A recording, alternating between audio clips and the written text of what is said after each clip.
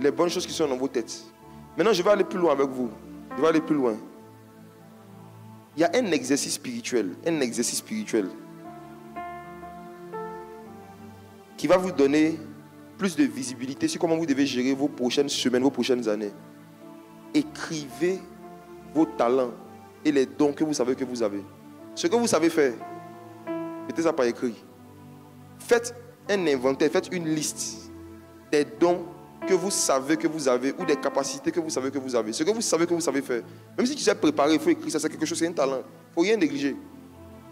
Tu sais décorer, tu sais peindre, il faut écrire. Tu sais couper oignon, ce n'est pas mauvais, c'est quelque chose.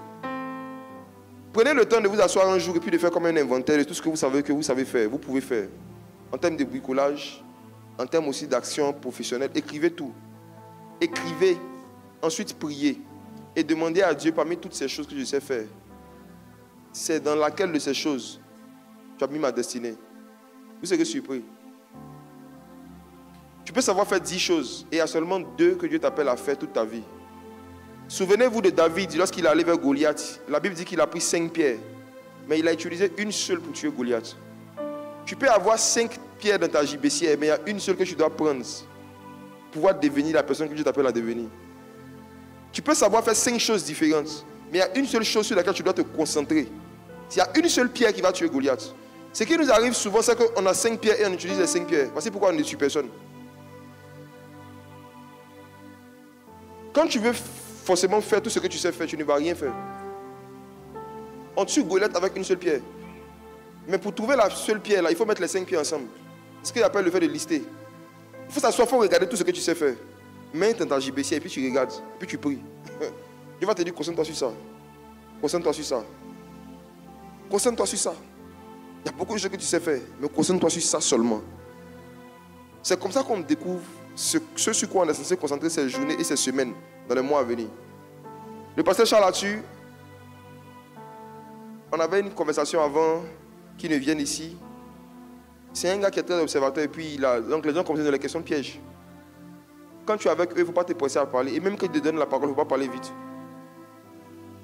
Il m'a dit qu'il est géomètre, quelque chose, en tout cas, non pas géomètre, il a étudié la géologie du sol, un truc comme ça.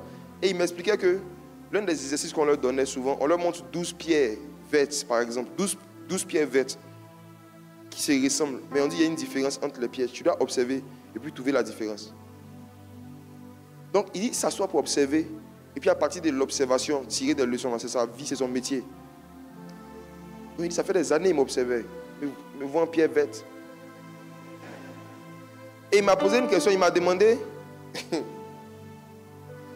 quelles sont les choses sur lesquelles tu es concentré actuellement. Qu'est-ce que tu fais de façon prioritaire actuellement? Il m'a posé la question comme ça, de toute une conversation. Si je n'avais pas honnêtement planifié ces choses, que je voulais inventer la réponse sur le champ, je voulais innover tout de suite, il allait savoir. Il y a des questions auxquelles tu ne peux pas répondre sans bégayer aisément si tu n'as pas déjà la réponse. Tu ne peux pas inventer la réponse. Si je te demande tout de suite, toi, quelle est la pierre principale, l'activité principale sur laquelle tu vas concentrer tes temps libres les 3 prochains mois, est-ce que tu peux me répondre? Si ce n'est pas le cas, s'il te plaît, aujourd'hui quand tu vas rentrer à la maison, assieds-toi. Fais la liste de tout ce que tu sais faire dans la vie et prie pour demander à Dieu, tu m'as envoyé sur la terre, je ne veux pas devenir une fumée dans tes yeux. Je ne veux pas devenir de la vinaigre dans tes dents. Dans tout ça, là, je suis censé faire quoi exactement? Il y a une femme qui s'appelait Marthe, elle a reçu Jésus chez elle. Il y avait beaucoup d'activités qu'elle devait faire. Elle devait préparer pour Jésus, mais elle devait aussi écouter la parole. Malheureusement, Marthe a préféré aller préparer d'abord pour venir écouter après. Juste le fait d'avoir inversé les priorités, ça a attristé Jésus. Elle était en train de préparer pour Jésus. Elle ne préparait pas pour Satan, c'était pour Jésus. Mais Jésus ne voulait pas qu'elle prépare pour elle dans cette période-là. Il ne voulait pas de ça. Il ne voulait pas de ça. Récemment, il y a un de nos professeurs qui nous a rendu un témoignage. Il disait qu'il a organisé une croisade d'évangélisation et le budget c'était vraiment des millions. Et ce qui s'est passé avec lui, c'est que des gens avaient contribué par rapport au programme, la date était fixée et tout. Et il a décidé d'aller en retraite après avoir tout fixé.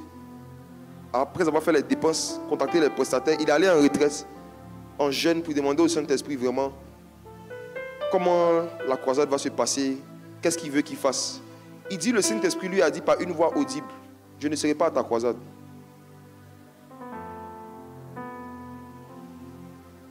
Il nous a raconté ça il y a 2 semaines. Il dit, le Saint-Esprit lui a dit, je ne serai pas à la croisade. Il dit, voix audible, ça c'est pas une pensée. Il dit, c'était clair, je ne serai pas à ta croisade. Il a demandé pourquoi. Il dit, mais c'est ta croisade, c'est pas pour moi. C'est toi qui as fait. Il dit, Dieu lui a dit, il ne viendra pas. Que s'il veut qu'il fasse, il ne viendra pas. Il a demandé au Seigneur pourquoi. Il dit, lui, il n'avait pas envie de faire une croisade avec lui dans cette période. Il voulait qu'il fasse autre chose avec lui. Donc il attend qu'il va finir sa croisade. Il va faucher. Dieu lui a dit, je ne serai pas à ta croisade. Il dit donc, il avait le choix entre faire comme s'il n'a rien entendu, foncer, parce qu'il y a de l'argent qui était dépensé, ou bien accepter de perdre de l'argent pour calmer le cœur du Saint-Esprit. Il dit qu'il a réuni ses collaborateurs, il leur a dit, bon, on annule la croisade. Les gars disent, pourquoi? Attends. Il dit, il ne pouvait pas leur expliquer, il ne pouvait pas leur dire ce qu'il nous a dit, il ne pouvait pas leur dire ça. Il ne pouvait pas leur dire ça parce qu'ils vont se rendre compte que le gars n'a pas demandé à Dieu avant de faire. Il ne pouvait pas leur dire ça. Il a juste dit que je suis le pasteur. Ce que j'ai dit, c'est ça, on fait. On annule, c'est annulé. Mais la vérité, c'est que il dit, Dieu lui a parlé, il a dit, je ne serai pas à ta croisade. Cette histoire qu'il nous a racontée m'a conforté dans une méditation que j'avais faite il n'y a pas longtemps sur l'arbre de la connaissance du bien et du mal. L'arbre de la connaissance du bien et du mal. Est-ce que vous savez que ce que Dieu avait interdit à Adam et Ève de manger, c'était une bonne chose? On dit l'arbre de la connaissance du bien. Non, il y a du bien dedans. Mais il y a un bien que Dieu ne voulait pas que Adam fasse. Il y a un bien que Dieu ne voulait pas que Adam et Ève fassent. Il y a un bien que Dieu ne veut pas que tu fasses actuellement. Parmi vous, il y a quelqu'un qui a prévu aller, je dirais au village. Ce n'est pas vraiment le village. Il a prévu aller en famille demain. Hors d'Abidjan. Tu dis que c'est pour aller visiter la famille. C'est bien. Mais Dieu ne veut pas que tu partes. Tu sens que Dieu ne veut pas que tu partes parce que tu n'es pas en paix à 100% avec ça. Et puis quand tu calcules ton argent même, tu t'es rendu compte que si tu vas, l'argent pour pouvoir vivre normalement là-bas toute la semaine jusqu'après les élections, tu n'as pas. L'arbre de la connaissance du bien, c'est quoi? C'est quelque chose de bien que Dieu ne veut pas que l'homme fasse. C'est quelque chose qui est bien, mais que Dieu ne veut pas que toi tu fasses. C'est bien, mais toi tu ne dois pas faire. Et c'est ce qui a fatigué Adam et Ève. La séduction est venue du fait qu'il y a une bonne chose qu'on nous dit de ne pas faire, mais on ne dit pas pourquoi. Et le serpent est venu dire non, en fait, il sait que si vous mangez, vous allez devenir comme des dieux. Donc Ève s'est dit, ah là, voici le bien qui est caché derrière l'arbre de la connaissance du bien. Si je mange, je vais devenir Dieu. La vérité, c'est que celui qui ne s'exerce pas à demander à Dieu quelles sont les bonnes choses que tu ne veux pas qu'il fasse, va manger. Enfin, vous, ce n'est pas le fruit défendu, même l'écorce. Vous allez manger le fruit, vous allez manger le tronc, vous allez manger l'écorce. Il y a beaucoup de bonnes choses, des choses qui ne sont pas mauvaises que vous allez faire, mais ça va vous faire du mal. L'arbre de la connaissance du bien et du mal, quand tu manges le fruit, tu manges le bien, ce bien-là te fait du mal. C'est un bien qui fait beaucoup de mal à toi et puis à d'autres personnes. Mais à la base, c'est bien. Priez pour demander à Dieu quel est le bien qu'il ne veut pas que vous fassiez. Priez pour cela. Si nous sommes en Christ, nous sommes en Éden. Et en Éden, il y a forcément l'arbre de la connaissance du bien. L'arbre de la connaissance du bien. L'arbre de la connaissance du bien. C'est parfois des activités, des bonnes idées que les gens vont venir te proposer d'aller faire avec eux. Ce n'est pas mauvais par rapport à la parole de Dieu. Mais si tu pries, tu vas voir que dans ton cœur, tu n'es pas convaincu. Il y a une conviction qui n'est pas là. Des choses que tu veux faire avec ton argent, c'est bien. Supposons que toi, tu m'écoutes, tu as prévu payer des nouveaux sacs à la fin du mois. Analyse vraiment le nombre de sacs que tu as déjà. Il faut voir que ça, c'est un arbre de la connaissance du bien et du mal. Acheter un sac est bien. Mais vu le nombre de sacs que tu as déjà, que tu n'as pas fini de porter régulièrement, ce bien-là va te faire du mal. Ça va diminuer tes économies et tes épargnes que tu es censé prendre pour pouvoir faire un projet en 2026. Toi, tu sais que tu as des projets pour lesquels tu as besoin de financement. Tu n'as pas beaucoup d'argent. Tu vas acheter iPhone 15, iPhone 16, iPhone 17. Tu sais bien que quand tu finis de faire cet achat-là, il ne te reste plus grand-chose. Mais tu fais ça. L'arbre de la connaissance du bien et du mal. C'est bien, mais c'est mal pour toi. Avoir un téléphone est bien.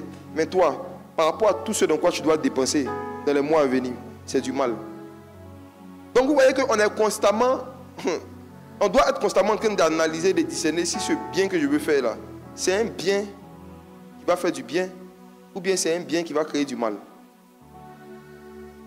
Mais quand on ne se soucie pas de plaire à Dieu, ce n'est pas le genre de questions qu'on se pose. Mes frères, je continue maintenant avec un autre type de paresse. Je parlais de l'absence de planification, n'est-ce pas?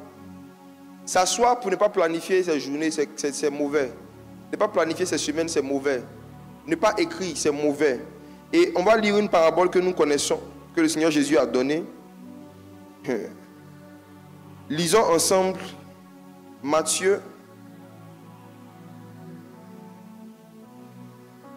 chapitre 25, verset 14. Matthieu 25, verset 14. Il en sera comme d'un homme qui, partant pour un voyage, appela ses serviteurs et leur remit ses biens. Il donna 5 talents à l'un, 2 à l'autre et 1 au troisième, à chacun selon sa capacité, et il partit aussitôt. Pause.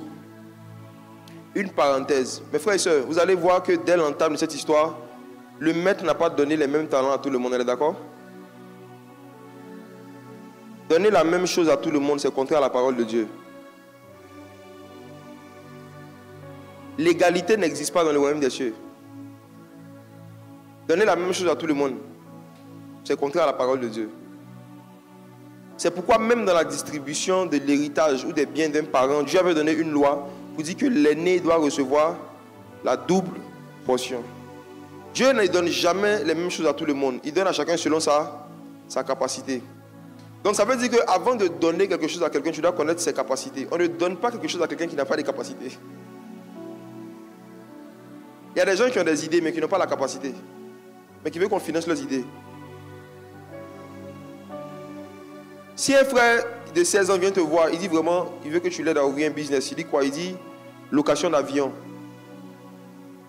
Location de jet privé. Il te pose une question, il a 16 ans. Même si toi tu es milliardaire, est-ce que tu vas lui donner l'argent? Tu vas lui donner selon sa capacité. Tu sais très bien qu'il n'a pas la capacité de gérer une telle activité. Donc la meilleure façon d'aider quelqu'un, c'est de lui donner des capacités. C'est de lui donner l'opportunité d'acquérir des capacités. Ce n'est pas d'abord de lui donner son pain. C'est pourquoi, je l'ai dit et je le répète, il faut qu'on préfère mieux financer des formations des gens que de financer des sacs de riz.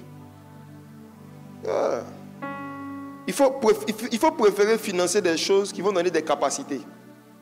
Parce que plus les gens vont avoir des capacités, vont acquérir des capacités, vont renforcer leurs capacités, plus Dieu va leur donner des talents.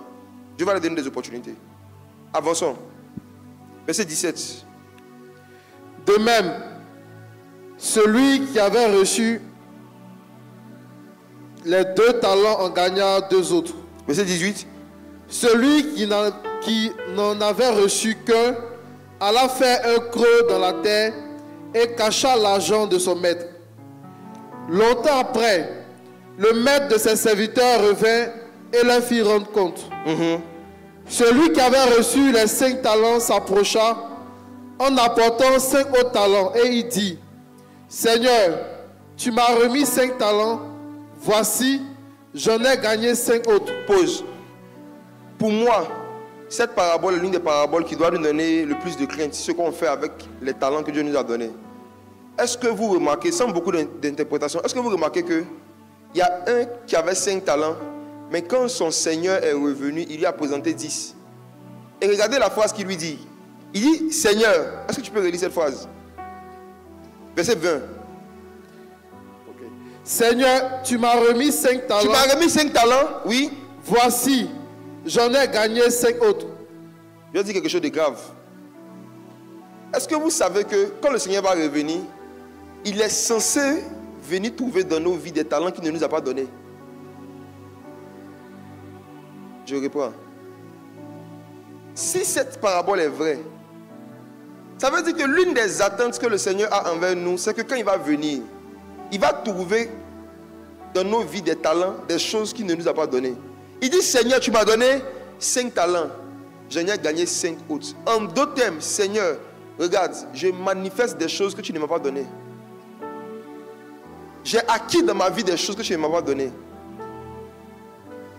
Est-ce que vous savez que les talents que vous avez actuellement, c'est le nombre de talents que vous avez, dans 5 ans, dans 3 ans, dans 4 ans, Jésus ne s'attend pas à venir trouver le même nombre exactement. Normalement, au fur et à mesure que les années passent, vos capacités et vos savoir-faire doivent augmenter. C'est la vie chrétienne normale. Et on va voir dans l'histoire que celui justement qui avait un seul talent, qui a gardé son seul talent, il a tenu l'enlèvement de l'église, on l'a jeté en enfer. Et vous allez voir comment le Seigneur l'a appelé. Il dit serviteur méchant, paresseux. Ça veut dire que ne pas se soucier d'acquérir des capacités qu'on n'a pas, c'est de la méchanceté. Et cette méchanceté sera punie par l'enfer, dans certains cas. Des gens voient là un enfer pour si peu. Il y a la méchanceté. Imaginez-vous, s'il n'y avait pas quelqu'un en Côte d'Ivoire qui avait décidé d'aller apprendre le génie civil, par exemple. Si, supposons que tous les Ivoiriens à une époque, eux tous, ils voulaient devenir directeurs financiers. Et eux tous, ils étaient en école de commerce. Qui allait construire ici? Qui allait construire les routes? L'une des choses qui maintient la souffrance dans un endroit, c'est parce qu'il y a des gens qui ne s'intéressent pas à acquérir certains métiers ou à apprendre certaines capacités pour soulager les autres. On va voir aujourd'hui comment est-ce que le Seigneur considère comme de la méchanceté le fait de se spécialiser dans un seul domaine. Méchant et paresseux. Méchant et paresseux. Il dit, Seigneur, tu m'as donné 5 talents. J'en ai gagné 5 autres. Mes frères et sœurs, il fait une parenthèse. Même dans le domaine des dons spirituels, j'ai découvert dans ma Bible qu'il y a la possibilité d'avoir des dons que Dieu ne t'a pas donnés.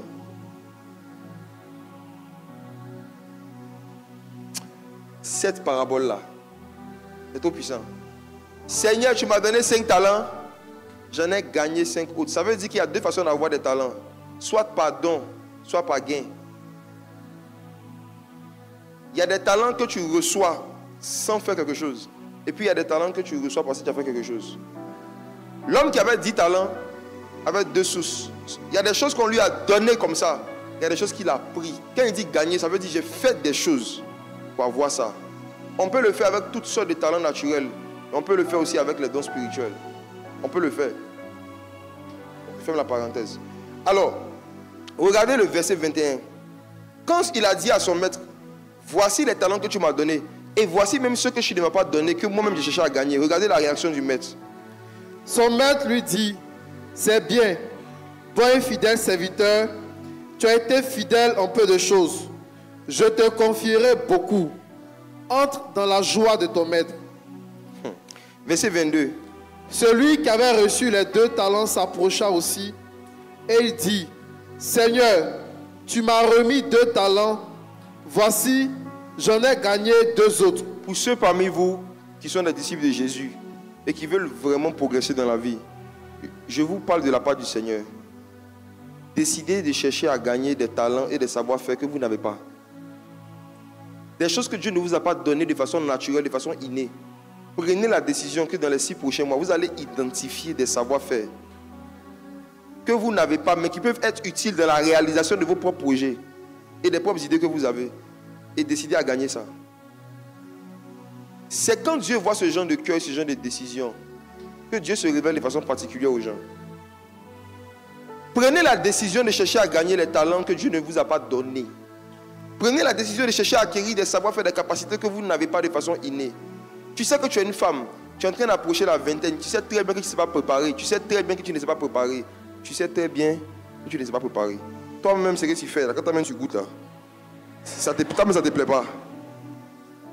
Qu'est-ce que tu es en train de faire actuellement pour chercher à acquérir le talent de cuisiner? Tu ne sais pas faire. Tu te caches derrière omelette avec crêpes. Ça là, forcément un jour, tu vas tomber sur quelqu'un de beaucoup plus sérieux que ça.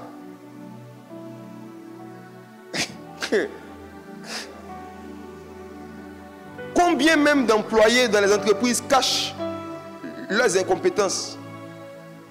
Au lieu de chercher à acquérir la compétence qu'ils n'ont pas, qu'ils sont censés avoir par rapport au poste où ils sont, surtout les DG là. Il y a plein qui n'ont pas les compétences et les capacités pour faire certaines tâches liées à leur fonction. Il faut faire transférer à des stagiaires, à des assistants, au lieu d'apprendre à faire.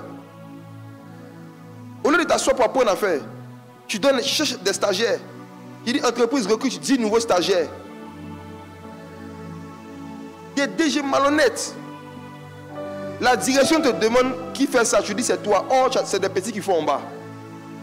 Au lieu de t'asseoir pour chercher à acquérir ces capacités, ces talents, ces savoir-faire que tu n'as pas, tu triches, tu masques. Forcément, un jour, le maître va venir. Dans la fin de l'histoire, celui qui cachait le fait que ses talents n'augmentaient pas, il a mal fini. C'est un objectif de vie. Asseyez-vous, identifiez. Je suis censé savoir faire telle chose par rapport à telle activité que je veux faire, par rapport à tel métier que je veux faire. Toi, tu as eu la grâce, on t'a nommé responsable dans une entreprise. Tu sais que normalement, avec ce poste-là, on doit comprendre l'anglais. Toi, tout ce que tu comprends dans l'anglais, good morning, goodbye, oh my God, Jesus Christ. Pourquoi est-ce que tu ne prends pas la décision, à partir d'aujourd'hui, de commencer à acquérir progressivement cette capacité-là?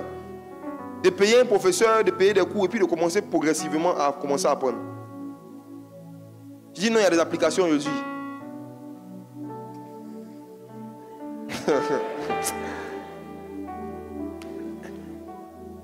Un jour, Satan va vous surprendre. Si vous continuez comme ça, il va enlever le voile sur vos incompétences. La honte sociale va venir.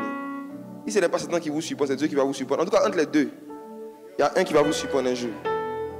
Mieux vaut commencer quand tu sais que tu as eu la grâce d'accéder à une fonction où normalement tu n'as pas la capacité. Tu dois avoir l'humilité de commencer à chercher à acquérir ces talents-là que le maître ne t'a pas donné. Il y a des gens ici, vous savez très bien que vous ne savez pas conduire, mais on vous a donné des postes où normalement il y a un véhicule qui est attaché à ça.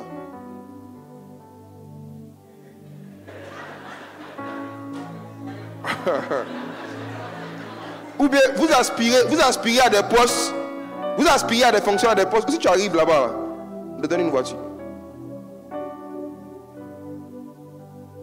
Moi, quand j'ai eu mon permis il y a quelques années, il ne m'était pas soucié de chercher à acquérir la capacité de conduire. Je me suis dit, bon, mais c'est quand il y aura une voiture dans ma vie. Quand il me regarde, il regarde ce qu'il y a sur mon compte. La voiture va venir quand? J'ai tout le temps. Et puis, un matin, un jour, pendant que j'étais assistant comme ça, il y a eu un problème qui s'est passé là. Et puis, on m'a informé que la semaine prochaine, il serait issu directeur. On m'informe que la semaine prochaine, il devient directeur. Et que j'aurai une voiture. Ah! Demandez au pasteur Folie, c'est lui qui m'a appris à conduire en un soir. Après, il s'est allé voir. Il a dit, il a appris à conduire. Il a dit, moi, en 24 heures, j'ai fait manuel et puis automatique. Il a dit que 24 heures, il a fait mes cours d'automatique d'abord. Après, je crois que j'étais Paul Bénard. Je crois que c'est Paul Bénard. Il m'a appris, il m'a donné mes cours de manuel. Je me suis débrouillé, j'ai roulé toute la nuit à Cocody. C'est-à-dire que j'ai roulé toute la nuit jusqu'au matin. Au lieu de faire veiller des prières, j'ai fait veiller de conduite. Oui. Parce qu'il m'a dit lundi, on te donne la clé. Il m'a demandé, tu as le permis? C'était vendredi. J'ai dit oui, il y a le permis. Il y a le permis. Il m'a demandé, tu as le permis? J'ai dit oui. Heureusement, il ne m'a pas demandé qui sait conduire. Il m'a demandé, tu as le permis? Donc, il n'est pas menti. J'ai le permis. Mais j'ai dit, je vous dis la vérité, 2 jours, nuit et jour. Je conduisais. Lundi, ils m'ont donné la voiture. J'ai fait accident. Oui. On appelle ça le baptême par immersion. Quand tu viens d'apprendre à conduire, tu dois faire ton baptême. Tu dois immerger quelqu'un. Et puis quelqu'un va t'immerger. Ce qui est sûr, c'est le baptême. Vers le rond-point de la 2 là-bas. On s'est cogné là-bas. Aïe. Mais ce qui est sûr, il a commencé à apprendre à conduire. Tu sais qu'il y a des capacités que tu n'as pas. Quand tu regardes tes capacités actuelles et puis les fonctions auxquelles tu aspires, est-ce que ça correspond? Prends ton temps libre, commence à apprendre vite. La gloire surprend toujours. C'est pas sûr que le jour où Dieu va vouloir te lever, c'est pas sûr qu'il va t'envoyer un message la veille. Le jour où Dieu va vouloir te donner une opportunité, ce n'est pas sûr que tu seras prévenu des jours à l'avance, c'est pas sûr. Il y a des opportunités qui surprennent. Quand ça te trouve, ça doit te trouver prêt avec les capacités. Si ce n'est pas le cas, c'est la honte. Fais l'accident. Maintenant, c'est une voiture de service. Tu ne peux pas te lever toi seul puis tu vas arranger où tu veux. Il faut forcément informer le boss que tu as cogné sa voiture. Maintenant, comment tu as cogné là? Là, c'est entre toi et le Seigneur. M'ont redonné la voiture 2 semaines après encore. Cogné encore. Donc, ce que moi j'ai fait, j'ai pris le contact du mécanicien de l'entreprise. Je lui ai dit, écoute, j'ai un frère. S'il y a quelque chose, on va pas déranger le boss pour ça. On gère nous deux. Oui. C'est parce que vous avez peur de faire des erreurs, vous avez peur de cogner un peu, de vous cogner la tête, que vous n'avancez pas. Il y a quel chauffeur sérieux et normal qui a commencé à apprendre à conduire, qui n'a jamais cogné personne, que personne n'a jamais cogné? On est combien? Qui? Depuis qu'il a commencé à apprendre à conduire jusqu'à aujourd'hui, toi tu n'as jamais cogné, tu n'as jamais cogné. Même si tu ne cognes pas, les chauffeurs de Bakar là, c'est des serviteurs de Dieu que Dieu va utiliser pour enlever en toi la peur d'être sur les grandes voies. Une nuit, pendant que j'apprenais à conduire, j'avais peur d'aller trop vite pour faire des accidents. Je voulais très très doucement. Et les gars klaxonnaient derrière moi. Et puis j'avais mis les feux de détresse. Il y a un qui est descendu de sa voiture. Il a couru, il est venu me trouver. Il dit, toi là, il faut vendre ta voiture, tu as payé phare. Histoire vraie. Hein? Quand il m'a dit ça, j'ai senti le vieil homme vouloir enlever les clous de la croix et puis descendre. Parce qu'il pensait que c'est parce que mes phares ne marchaient pas. J'avais même oublié d'allumer les phares. Tellement il était stressé. Pour ta voiture, tu as payé phare. Regarde le gars comme ça. Une voix me dit, dis seulement un mot. Dis seulement un mot. Dis un mot. Il dit, non, ce n'est plus moi qui vis. Qui est Christ. Christ qui vit en moi. Le maître a félicité les serviteurs qui ont fait l'effort d'aller chercher à acquérir les capacités et les talents qu'il ne leur a pas donnés. Et c'est le cœur que Dieu a vis-à-vis de nous. C'est les attentes qu'il a vis-à-vis de nous. Venez t'asseoir devant lui pour prier pendant 8 heures, ça ne le touche pas. Hein. Et vous dire quelque chose. Hein. Ne pensez pas que chanter beaucoup pour Dieu, ça le touche. Hein. Vous connaissez les anges qui chantent pour lui au ciel là-bas. Toi, ta voix, quand tu écoutes ta voix toi-même, et puis il faut penser un peu à la voix des anges. Là. Tu peux? Tu peux pas? Toi, tu peux avec Michael? Gabriel? Tu peux pas? Ce que Dieu veut de nous, c'est qu'on puisse travailler pour lui. On a peu de temps.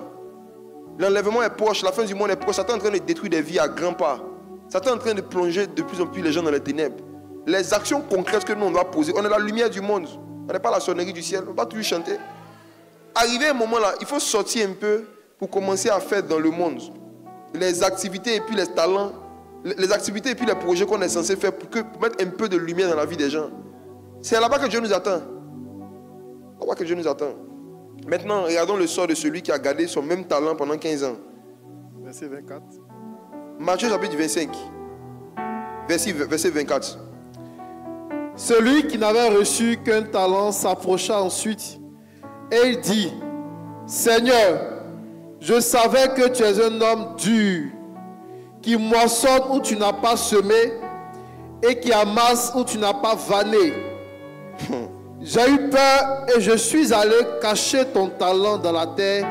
Voici, prends ce qui est à toi. Dis avec moi, j'ai eu peur. J'ai eu peur. Et je suis allé cacher.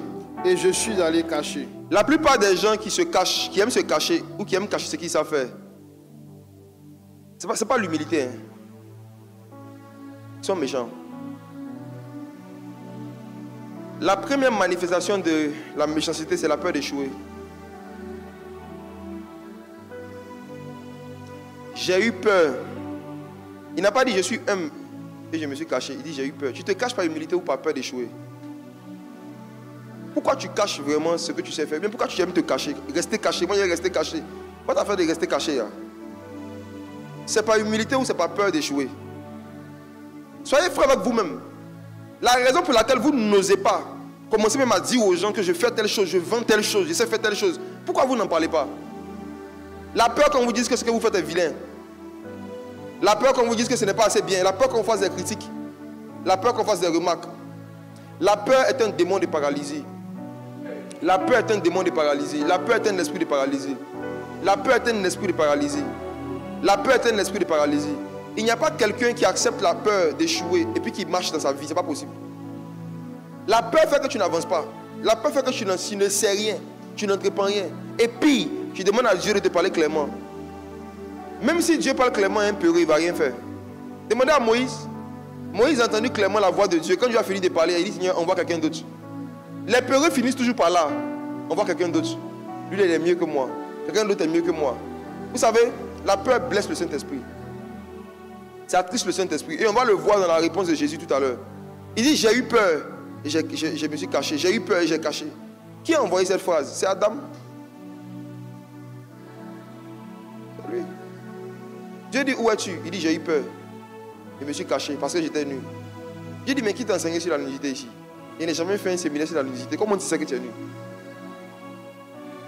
La peur nous donne des enseignements et des informations que Dieu même n'a pas encore enseigné. La peur va faire que, on va lire ça tout à l'heure, la peur va faire que tu auras même des visions. On dit le paresseux dit il y a un lion dehors. La peur rend paresseux. La peur rend paresseux. La peur rend inactif. La peur rend inactif. Parfois quand tu as une chose qui revient sans cesse dans ton cœur, tu ne sais pas si c'est Dieu ou c'est pas Dieu. La seule façon de vérifier c'est d'essayer. Tu as même à l'idée d'essayer, tu as peur. Quand il dit essayer, regarde comment ton âme réagit. Seigneur, j'ai eu peur. Je suis allé cacher ton talent dans la terre. Voici, prends ce qui est à toi. Regardez la réponse du maître au verset 26. Son maître lui répondit, oui, serviteur méchant et paresseux, tu savais que je moissonne où je n'ai pas semé, oui, et que j'amasse où je n'ai pas vanné. Il te fallait donc remettre mon argent au banquier, et à mon retour, j'aurais retiré ce qui est à moi avec un intérêt.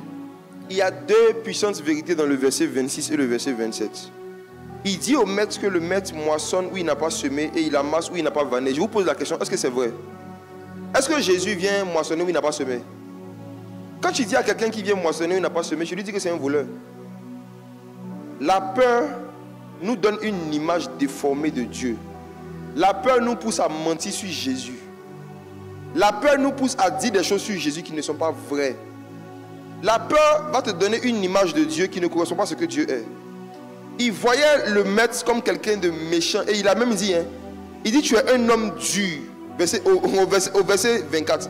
Vous tous qui voyez Jésus comme une personne dure, vous avez une image satanique de Jésus. Vous tous qui voyez Dieu comme quelqu'un de dur, je vous dis la vérité, cette image vient du diable. Parce que Jésus a dit dans Matthieu chapitre 11, je suis doux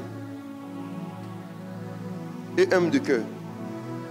Voir Jésus comme un dur qui a un bâton dans sa main et qui est prêt à tout moment, à la première erreur, à nous taper sur la tête, c'est adorer un Jésus qui en fait dans nos têtes c'est Satan.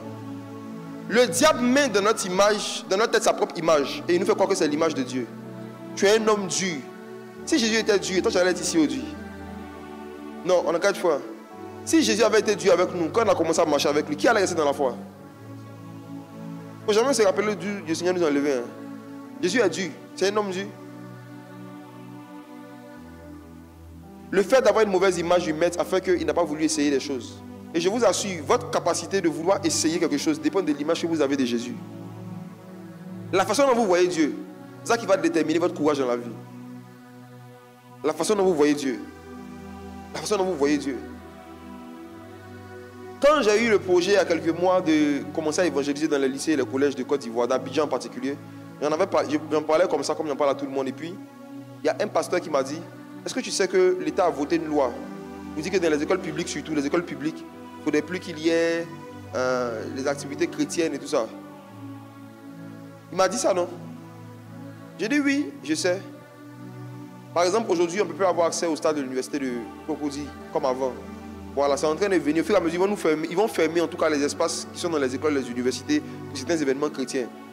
Ils ont leurs raisons, ils ont leurs arguments pertinents. Mais j'ai dit, quand le pasteur m'a dit ça, vous savez, quand tu entends ça, si tu n'es pas exercé habile dans l'art de ne pas avoir peur, ça peut te dire, ça peut semer en toi une peur du genre, il ne faut pas que je vais commencer à aller faire des choses dans les endroits publics, les collèges publics, les lycées publics, et puis ça va me créer des problèmes à l'État. Donc, il vaut mieux attendre. Et l'esprit de peur est rentré comme ça. Je me suis rappelé que Paul a dit à Timothée, prêche l'évangile en toute occasion, favorable ou non. Favorable ou non. Moi, il n'y a plus le ou non là. Ça veut dire que pour prêcher l'évangile, les circonstances ne seront pas toujours favorables. Il faut prêcher quand même. J'ai pris ou non, puis je suis passé avec le ou non la semaine passée. Et je vais partir encore après les élections. Chaque semaine, je vais partir dans au moins 2 écoles minimum. Minimum 2 écoles. Parce que mon père travaille jusqu'à présent. Moi aussi, je travaille. Au moins 2 écoles. Et vous savez, quand vous voulez faire un projet, il y a toujours quelqu'un qui va vous faire voir le côté. Ce ne sont pas des mauvaises personnes, hein. Bien au contraire. Il faut que vous voyez tous les contours de ce dans quoi vous vous engagez. Moi, mais je suis très fort dedans. Moi, je vais te montrer le côté noir, même seulement pour voir si tu es sûr de ton affaire. Il faut qu'il y ait des gens qui vous montrent le côté négatif, les risques de ce dans quoi vous allez vous mettre. Mais comprenez une chose. Ce que tu réussis sur la terre ne dépend pas de qui tu es. Mais ça dépend de qui est celui qui est avec toi. La réussite d'une activité ou d'une entreprise, d'une action, ça ne dépend même pas de tes talents d'abord. Ça dépend de qui est celui qui est avec toi. Quand Dieu a appelé Moïse et qu'il lui a demandé de partir en Israël, Dieu a demandé à Moïse, s'il me demande qui je suis, qui suis-je, qu'est-ce que je vais leur répondre? Dieu a dit à Moïse, je serai avec toi. En d'autres termes, la personne que tu es n'est pas importante. Je serai avec toi. C'est celui qui est avec toi qui est important. Toi, tu n'es rien même, tu ne seras jamais rien. Je serai avec toi. Je serai avec toi. Je serai avec toi. Vous qui avez à cœur de commencer des petites actions, aller visiter les gens, aller prier pour des gens, faire des choses que vous ne faites pas, je vous dis la vérité. Si vous ne vous dépêchez pas, ce qui va se passer, c'est que Dieu va vous enlever ce talent-là. Il va donner à quelqu'un d'autre. Vous allez voir quelqu'un d'autre en train de faire la même chose que vous avez dans vos têtes. Et c'est là que la jalousie commence. J'avais pensé à ça. Moi aussi, je voulais faire ça. J'avais pensé à la même chose. J'avais pensé, mais ce ne sont pas les penseurs qui réussissent. Un célèbre penseur a dit, j'avais pensé. Mais qui par ses pensées a changé la vie de quelqu'un? Ce sont les actions qui changent les gens. Mes frères, peut-être que vous avez vu les extraits, un petit extrait de ce qui s'est passé au lycée Jeune Fille. Mais c'était vraiment un extrait parce que personne n'a pu filmer quoi que ce soit. Le caméraman s'est transformé en commando, Pianiste s'est transformé en délivreur. Tout s'est vraiment gâté. Je n'ai pas pu prêcher plus de 10 minutes, mais vous savez ce qui s'est passé? C'est que quelques jours avant, j'avais demandé aux équipes de reporter le programme en novembre. Ils avaient oublié de faire passer l'information aux élèves. Donc pour moi, ce jour-là, il n'y avait pas d'activité. Pour vous expliquer qu'ils n'étaient pas prêts. Normalement, c'était de 13h à 16h l'évangélisation. J'avais dit reporter. Pour moi, ils avaient reporté. Donc le jour du programme, jusqu'à encore à 13h30, j'étais en train de recevoir une cliente quelque part par rapport à un projet sur lequel on travaille. J'étais dans le bureau de la cliente lorsque un ami pasteur qui avait vu l'affiche en semaine m'a écrit vers 14h et quelques pour me dire, mais homme de Dieu, bonjour, je suis là depuis 13h, les élèves sont là depuis midi, on ne te voit pas. Il dit, ils sont là par rapport à quoi? Il est 14h, il dit, ils sont là, ils font quoi? Et puis il me fait une vidéo, la salle est pleine. Il dit, je ne comprends pas. Il dit, non, mais il y a un programme aujourd'hui. J'ai dit, non, j'avais dit à l'équipe de reporter en novembre. Il dit, ah, ils n'ont rien reporté, tout le monde est là, on t'attend. Comme la cliente est chrétienne, je lui ai montré le message. J'ai dit, excusez-moi, regardez, elle a lu. Il dit, je dois partir. C'est comme ça qu'à 14h et 30, j'ai pris ma voiture. Et puis j'ai couru pour me retrouver à Yopougon. Je n'avais rien préparé. Il n'a rien préparé. Pour moi, l'évaluation est reportée. Et puis j'arrive, je vois, le préau est rempli. Ils ont mis des chaises autour du préau dans la couille. Mais ça fait des années que je marche avec quelqu'un. Il s'appelle le Saint-Esprit. Et il y a une chose que j'ai compris. Si je dois évangéliser, je ne demande jamais à Dieu de m'accompagner. C'est moi qui accompagne Dieu. C'est moi qui accompagne Dieu. Donc regarde. C'est parce que vous voulez que Dieu vous accompagne que vous n'essayez rien. Je me dis que l'évangélisation, ce n'est pas mon ministère, c'est le ministère du Saint-Esprit. Donc, c'est lui qui doit être prêt. Ma seule question, il dit, Saint-Esprit, c'est toi, tu es prêt. Moi, je ne suis pas prêt. Toi, tu es prêt. S'il me dit qu'il est prêt, je le suis. Et il est toujours prêt. Jésus dit, quand le Saint-Esprit viendra, il témoignera de moi. Ce n'est pas moi qui témoigne d'abord, c'est lui. Moi, je suis l'assistant du Saint-Esprit. Le Saint-Esprit ne m'accompagne pas. Hein. Il accompagne le Saint-Esprit. C'est son ministère, l'évangélisation. Le Saint-Esprit prend la place qu'on lui donne. Si tu le mets à la place de celui qui t'accompagne, il va t'accompagner. Mais moi, j'ai changé cette place il y a longtemps. Donc, je suis arrivé là. Il a commencé à raconter une histoire. Et maintenant, ceux qui étaient là, il n'a même pas parlé 10 minutes. Il racontait une histoire. Il racontait mon témoignage de comment les démons me fatiguaient quand j'étais élève. Puis quand il est fini, 10 minutes après, tout s'est gâté jusqu'à la fin. Quand les manifestations ont commencé, au début, les gens riaient. Puis je leur ai dit, j'ai dit, riez. Qui était là? J'ai dit, riez bien parce que tout à l'heure, vous allez pleurer. C'est ce que je leur disais. J'ai dit, riez. Hein? J'ai dit, riez même. J'ai dit, profitez, libérez-vous, riez. Arrivé un moment, il a prophétisé sur une. Et c'est là que les manifestations ont commencé jusqu'à la fin. Et c'était tellement violent que des professeurs me sont venus aider. Et il y a des professeurs qui sont venus. Et j'ai dit, il faut qu'on stoppe tout. Parce que les gars ne pouvaient pas gérer les cas qu'il y avait. On était un nombre insuffisant. Vu que mes équipes n'étaient pas informées qu'il y avait un programme. Et on dit, on vient, on revient. Et on a commencé à recevoir des messages de beaucoup d'écoles et d'universités qui ont vu la vidéo circuler. Ils ont commencé à dire, venez. Les frères, si je dis, je ne suis pas prêt, je n'étais pas prêt, il va attendre que je sois prêt. Mais frère, c'est comme ça vous faites et puis vous ne faites rien dans la vie. Une fois que Dieu t'a donné un projet, ce n'est pas ton projet, c'est le projet de Dieu qui veut faire avec toi. Lui, il est prêt. Lui, il est prêt. Ne sois pas un serviteur méchant et paresseux. Ne sois pas un serviteur méchant et paresseux. Serviteur méchant et paresseux. Regardez ce que le maître lui dit. Il dit, il te fallait donc remettre mon argent au banquier. Vous connaissez les banquiers. Et à mon retour, j'aurais retiré ce qui était à moi avec un intérêt. Ôtez-lui donc le talent. Donnez-le à celui qui a les 10 talents. C'est ce qui va se passer dans les 3 prochains mois en Côte d'Ivoire. Ôtez-lui le talent. Mes frères, je ne suis rien, je ne suis personne. Oh. Je suis en train de vous faire une commission. Le Seigneur m'a dit que les 3 prochains mois là, pendant la nuit, les nuits, il va enlever des talents, il va donner à d'autres. C'est ce qu'il m'a dit. Ça sera un mois de transfert. Il y en a qui vont se réveiller un matin avec des dons spirituels qu'ils n'avaient pas. Il y a d'autres qui vont se réveiller un matin et ils n'ont plus des dons spirituels qu'ils avaient. Il y en a qui vont se réveiller un matin et il y a un projet qu'ils avaient, ils ont oublié le projet. Qui était dans leur tête, ils ont oublié. Et puis ils vont voir quelqu'un à la télé en train de réaliser. Ils vont dire, oh, j'avais pensé à ça. Ôtez-lui donc son talent. Il y a un temps où le maître vient pour ôter les talents qu'on n'utilise pas. Il enlève. Et puis il donne à celui qui a 10. C'est bizarre, hein? On donne à celui qui a. Et à celui qui n'a pas. Mes frères et sœurs, il dit, même si toi tu ne voulais pas utiliser le talent, il fallait donner au banquier. J'ai médité là-dessus. Ça veut dire qu'il y a des talents que tu as. Même si toi tu ne veux pas utiliser, tu dois trouver des personnes à qui tu vas transférer ça, eux ils vont faire. Il y a des savoir-faire, des capacités que tu as. Il y a des projets même que tu as. Toi, depuis là, tu ne veux pas faire, non? Trouve des gens qui cherchent quelque chose à faire. Il faut leur transférer le projet. Eux, au moins, ils vont commencer à travailler avec un petit intérêt pour le Seigneur. Le fait de toi-même ne pas faire la chose, ne pas aussi donner à quelqu'un pour faire, c'est de la double méchanceté. En fait, souvent, on se tolère tellement de raisons qui justifient le fait qu'on n'a pas commencé à exécuter certains projets qu'on a. On se tolère tellement de raisons que le temps est en train de passer et arrivé un moment, le Seigneur va s'irriter. Et il va décider de nous remplacer simplement. Et quand Dieu remplace, il n'avertit pas. Hein? On constate. Quand Dieu remplace, il n'avertit pas, on constate. Nous, quand on était nouvellement chrétiens, on était des jeunes, on voyait des prophètes et des pasteurs en train de se bagarrer derrière le micro, disant qu'ils étaient les héritiers du prophète Kakou Sévérin. Chacun venait dire, c'est lui, c'est moi, j'ai pris le manteau. Avant de mourir, il m'a donné son mouchoir. L'autre dit, moi, avant de mourir, il m'a donné ses souliers. Avant de mourir, il m'a donné sa veste. Nous, on voulait juste partir au ciel. On avait hâte que le fameux héritier se lève, commence à organiser aussi des veillées, des évangélisations, comme le prophète Kakou Sévérin faisait.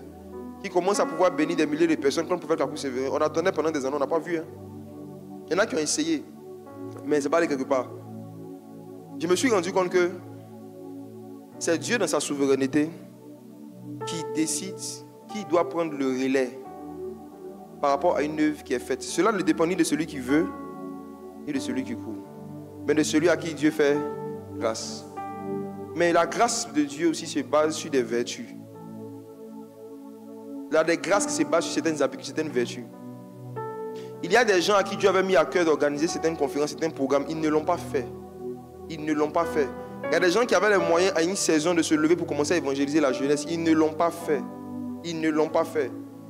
Dieu était là, il criait, qui enverrai-je, qui enverrai-je, qui enverrai-je. Personne n'entendait son cri. Maintenant, peut-être une nuit, il y a un gars qui ne dormait pas, il a entendu le cri. Il a commencé à faire. Maintenant, le problème, c'est quoi? C'est que la jalousie, du regret, est plus grave même que les autres types de jalousie.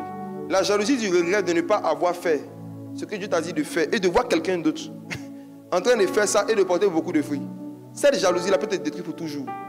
Parce que c'est une jalousie mêlée de remords, mêlée de regrets, mêlée d'envie, mêlée de beaucoup de choses. Si je savais, est une phrase qui a détruit la vie de beaucoup de personnes. Le Seigneur dit travailler pendant qu'il fait encore jour. Car la nuit vient où personne ne peut travailler. Ça veut dire qu'il y a une saison. Chaque travail que tu te mets à cœur de faire, il y a une période, il y a une saison. Si tu rates la saison et que tu paresses, à cause de la paresse, tu rates la saison, ce qui va t'arriver, c'est beaucoup de regrets, beaucoup de remords, des pleurs et des grincements de dents. Et je le répète et je le dis, le Seigneur m'avait dit que ces 3 derniers mois de l'année, en Côte d'Ivoire, dans le monde spirituel et dans la sphère politique et professionnelle, il y aura beaucoup de remplacements. Beaucoup de remplacements d'autorité.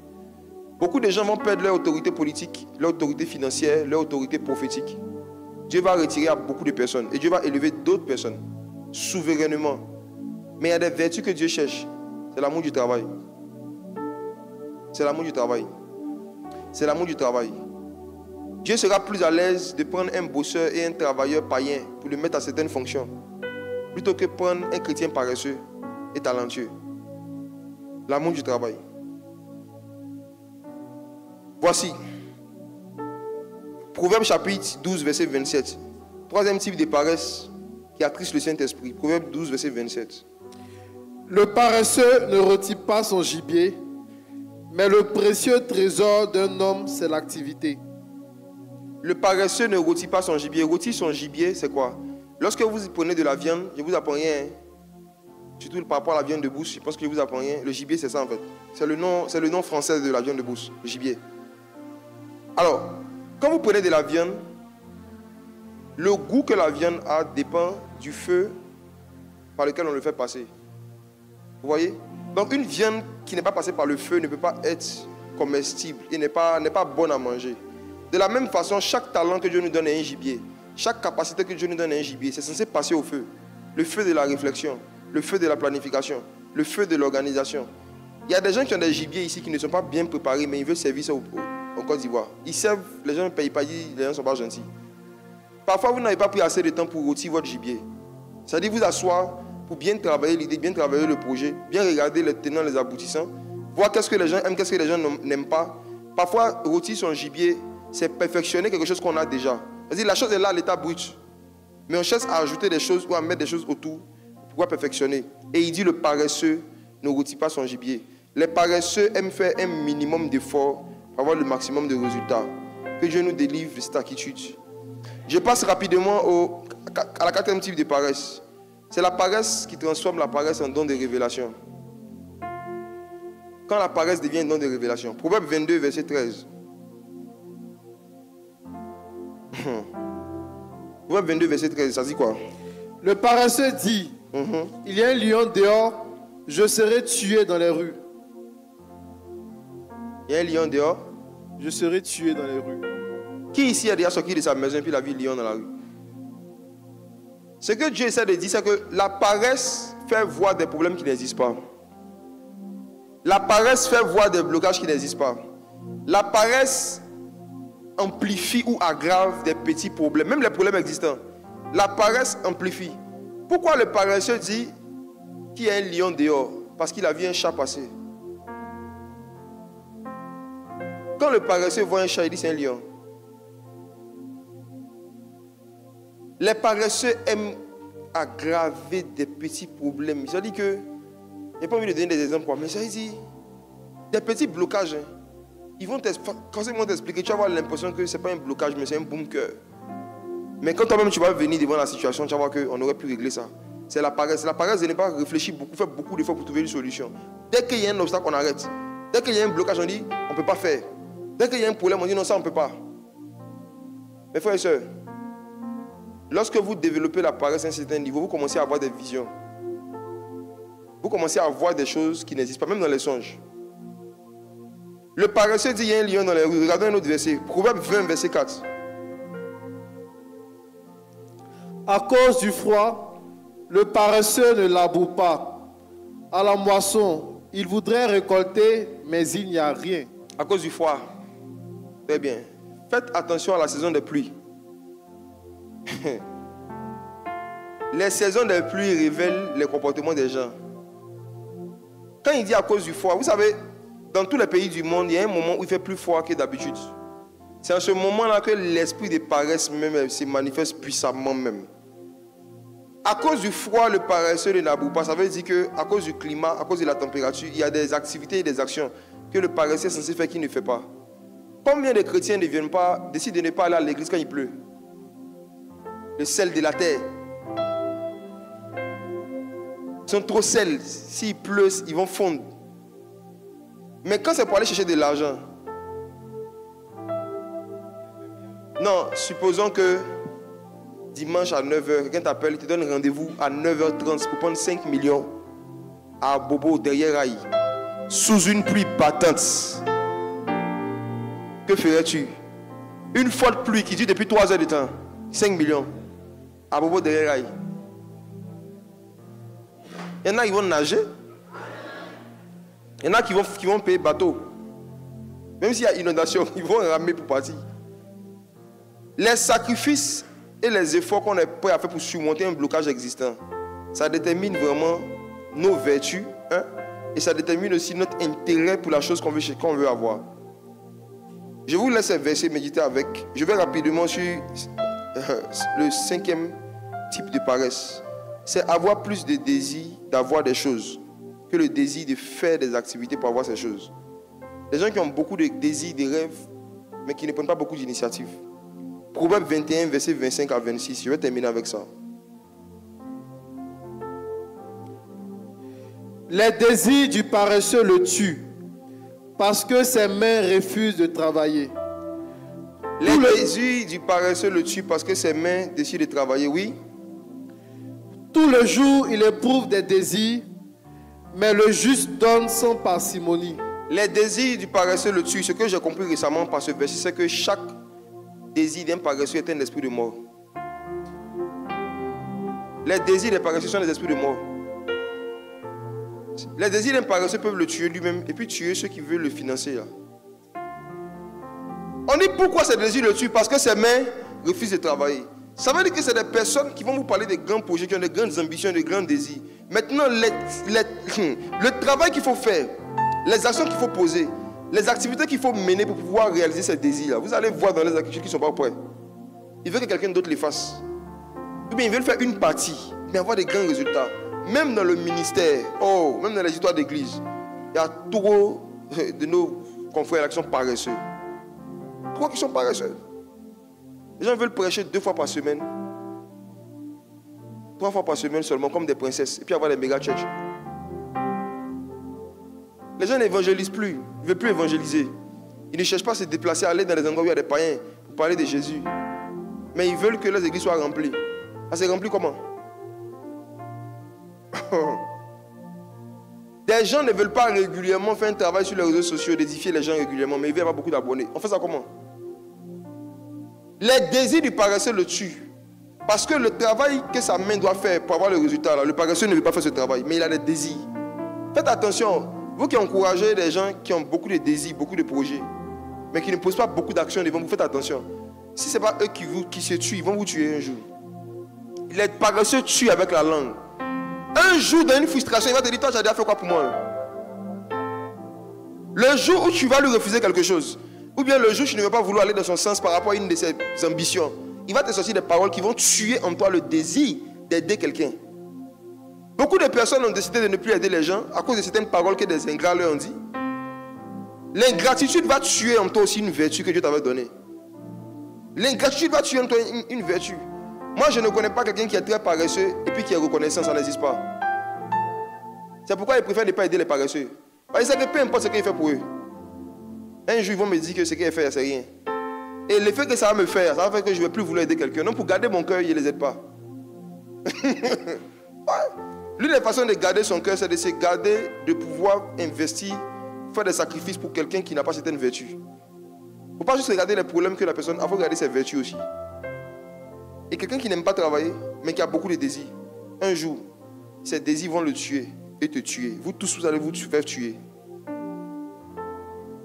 Il y a plein ici, vous avez tué vos parents émotionnellement. Comme je dis, il y a des paroles que vous avez dites à vos parents. Il y a des paroles que vous avez dites aux parents. Il y a des réactions que vous avez eues parce qu'ils avaient refusé de faire certaines choses ou parce que pendant un moment, ils n'ont pas fait certaines choses. Vous avez parlé comme si on n'avait jamais rien fait pour vous. Ça tue dans le cœur de vos parents le désir même de faire quelque chose de particulier ou de nouveau. Et souvent, vous continuez vos vies, vous ne partez pas vous excuser. Quand on parle comme ça, souvent, le Saint-Esprit rappelle des épisodes à certains. Mais quand tu te rappelles de l'épisode, est-ce qu'après tu prends la décision de revenir vers les parents pour t'excuser? Mes frères, c'est dommage. Je le dis encore pour terminer, ça me fait mal. La majorité des gens, malgré mes sujets d'enseignement, des gens vont écouter, ils ne vont pas prendre de résolution. Ils vont finir d'écouter, ils vont rentrer à la maison, ils vont continuer leur même vie comme avant. Ils ne vont pas changer les habitudes. Ils ne vont pas s'asseoir pour planifier les choses. Pour savoir qu'est-ce que je dois faire ici, qu'est-ce que je dois faire là. C'est dommage. Le peu qui écoute la parole et qui met la parole en pratique, c'est à vous que je parle. S'il vous plaît, il y a trop de souffrance, que ce soit dans nos familles, dans nos pays, pour que nous, on ait la méchanceté de penser seulement à nous reposer, à nous faire plaisir. Il y a trop de gens qu'on doit aider. Il faut que chacun s'élève et mette la main à la pâte dans ce secteur d'activité par rapport à ses talents, dans les choses qu'il sait que Dieu l'appelle à faire. Il faut que chacun d'entre nous, on s'élève et on commence à faire chacun à son niveau le peu qu'il puisse faire pour soulager quelqu'un autour de lui. Vous qui êtes élèves et étudiants et qui êtes issus de familles pauvres, écoutez ce que je vais vous dire. Quand on dit famille pauvre, là, ne laissez pas vos parents vous donner l'impression que vous êtes riches. Il y a des parents orgueilleux qui ont du mal à varier même le menu alimentaire à la maison, mais qui disent aux enfants, on n'est pas pauvre. On n'est pas pauvre. Mais jeunes frères, soyez réalistes. Hein. Si c'est toujours même ça, ce berger non fait, vous êtes pauvre. Si tu vois que tu n'arrives pas, les parents n'ont pas les moyens de subvenir à tes besoins de base, les vêtements, les chaussures, le temps, mais tu vois qu'ils peuvent te donner un transport. Comment on parle, non? Il faut comprendre que tu es dans une famille pauvre. Et de ce fait-là, le fait que tu vas à l'école aujourd'hui, c'est la main que Dieu te tend. C'est l'opportunité que Dieu te tend pour deux choses. Première chose, pour ne pas qu'un jour, quand tu vas devenir adulte, ta vie ressemble à la vie de la famille où tu as grandi. Deuxième chose, pour qu'un jour tu puisses faire sortir ces gens-là, eux aussi, des limitations dans lesquelles ils sont. Tu joues avec tes études. Tu es en train de jouer avec ton âme, toi seul. Parce que c'est possible que papa même meure avant que tu finisses les études, comme ça arrive à beaucoup. C'est possible que la personne qui finit tes études-là ait des problèmes financiers. Et la personne ne peut pas continuer à payer tes études. Tes parents peuvent être vivants, mais leur argent est mort. L'argent meurt plus vite que les parents. Les moyens qu'ils avaient hier, ils peuvent ne plus l'avoir un moment. Ils ne pourront pas payer le type d'études que tu veux, ils ne pourront plus faire certaines choses. Est-ce que toi, tu es en train de planifier ce jour-là? Est-ce que tu es en train d'étudier en te disant, un jour, papa ne sera pas là? Un jour, maman ne sera pas là. Un jour, même s'ils sont là, il peut arriver qu'un jour, ils ne puissent pas avoir les moyens de faire. Il faut que vous causez avec vos amis de classe. Il y a beaucoup d'orphelins. Causez avec vos amis de classe. Il y a beaucoup dont les parents ont perdu subitement leurs affaires du jour au lendemain. Causez avec vos amis de classe. Ça peut vous arriver aussi. Est-ce que vous êtes en train de vous préparer à ça? Vous-même les parents, est-ce que vous préparez aussi les enfants à ça? Ne leur donnez pas l'impression que vous êtes des milliardaires éternels.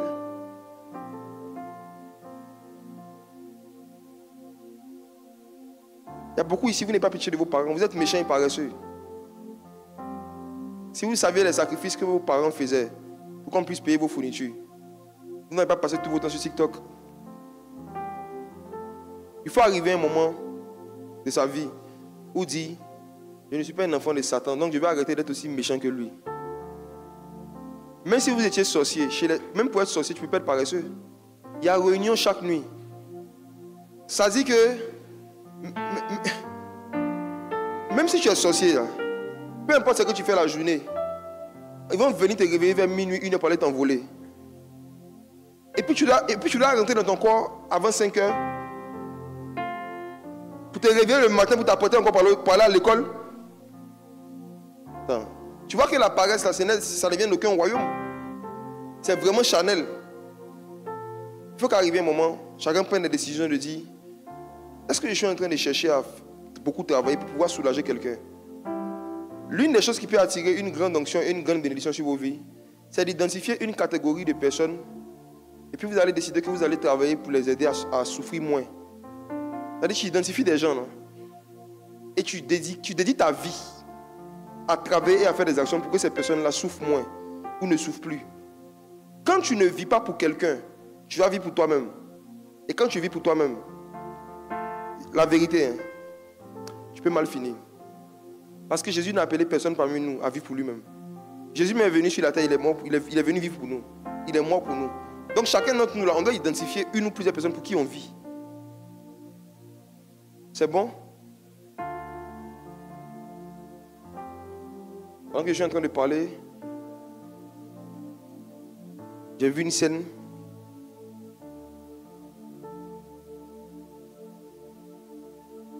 Quand j'ai touché le point des personnes qui ont perdu subitement ceux qui finançaient leurs études, il y a quelqu'un dans son cœur, dans son esprit, ça t'a rappelé des souvenirs. Il y a des gens ici qui auraient pu aller un peu plus loin en termes de formation, d'apprentissage, même d'opportunités dans la vie, s'ils n'avaient pas perdu papa ou maman subitement. Ou si un de leurs parents n'avait pas perdu subitement son emploi ou son activité. L'Esprit du Seigneur vient tout de suite de me dire de prier pour vous qui avez été blessé ou qui êtes blessé par le fait que la personne qui vous finançait par rapport aux études et à l'apprentissage n'a pas pu le faire. Et souvent quand vous voyez des gens évoluer, quand vous voyez des gens qui étaient de votre promotion, de votre génération, qui ont pu aller un peu plus loin, il y a comme une blessure à l'intérieur de vous, il y a une tristesse. Et jusqu'à aujourd'hui, cette tristesse-là revient continuellement. On doit prier pour vous. Si on ne prie pas pour vous, sans le vouloir, le diable va se servir de ce sentiment de tristesse-là pour créer un sentiment qui n'est pas bon. Non seulement Dieu veut guérir votre cœur blessé par rapport à ça, mais vous savez, Dieu est la source de tout. Dieu peut susciter encore à nouveau quelqu'un d'autre qui va pouvoir continuer à vous pousser, à vous financer, pour que vous continuiez vos apprentissages, pour que vous continuiez la vie où vous avez laissé la vie. Si tu es en train de m'écouter et que tu as perdu ton père, tu as perdu ta mère, tu as perdu quelqu'un, peut-être même que ce n'est pas père et mère forcément, je suis en train de voir dans mon esprit quelqu'un qui a perdu son oncle, c'était l'oncle qui payait les études. Et quand l'oncle est mort, il n'y a personne qui a pris la responsabilité de le faire. Ce qui est grave, c'est dans les familles où tu vois que les gens ont les moyens de le faire. Mais c'est juste l'amour là et la décision de faire pour quelqu'un que les gens n'ont pas. Tu es en train de m'écouter et tu t'es retrouvé dans ce cas-là, tu as déjà vécu ça. Tiens-toi debout s'il te plaît, je vais prier avec toi. Si tu es dans la salle, si tu es dehors, ceux qui sont dehors, rentrez dans la salle. Je reprends. Tu es en train de m'écouter et tu es dans le cas de quelqu'un qui a dû arrêter ses études, sa formation, indépendamment de sa volonté, à cause de la mort d'un parent, ou à cause du fait que le parent qui finançait la chose a perdu subitement son travail ou son argent. Ça t'a blessé, ça te blesse. Souvent même ça te complexe. Ça crée même souvent dans ton cœur une colère par rapport à d'autres personnes que tu vois qui eux sont en train d'évoluer. Parce qu'il y a des gens eux qui arrivent à payer leurs études. Ça crée dans ton cœur une blessure. Tiens-toi debout. Si tu es dehors, rentre dans la salle. Si tu vis ce que j'ai dit, que tu es dehors, viens.